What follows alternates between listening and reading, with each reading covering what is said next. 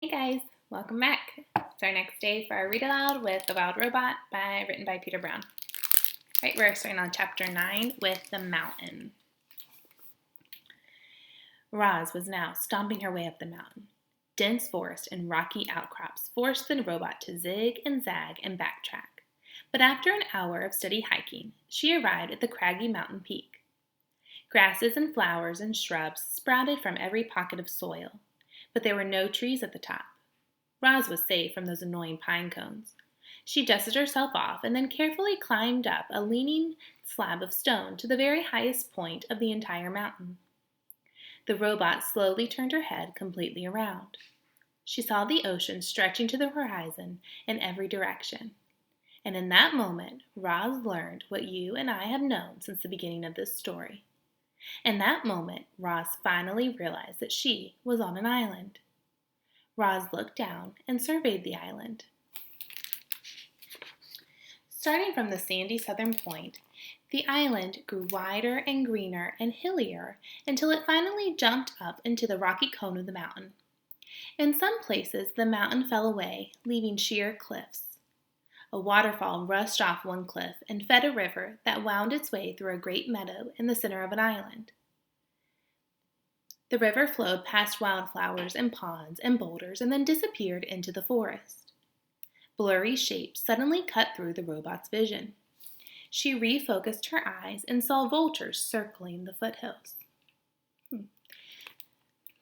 I think of vultures circling. I usually think that something is dead.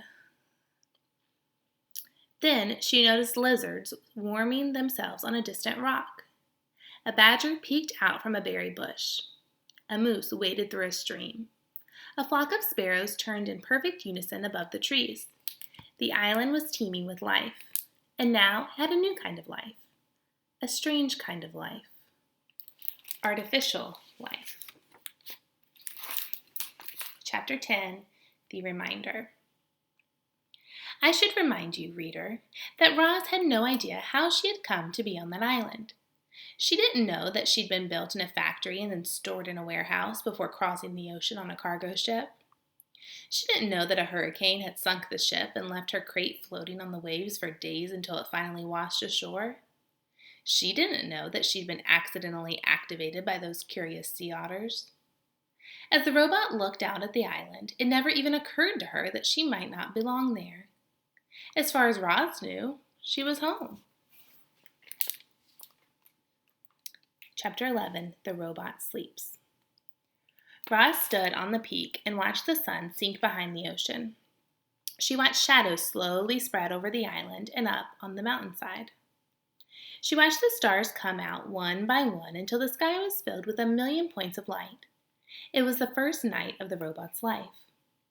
She activated her headlights, and suddenly bright shafts of light were beaming out from her eyes and illuminating the whole mountaintop. Too bright. So she dimmed them. Then she turned them off and sat in darkness and listened to the chorus of nighttime chirps. After a while, our robot's computer decided it was a good time to conserve energy. So she sat and anchored her hands to the rocks. Her non-essential programs switched off, and then, in her own way, the robot slept.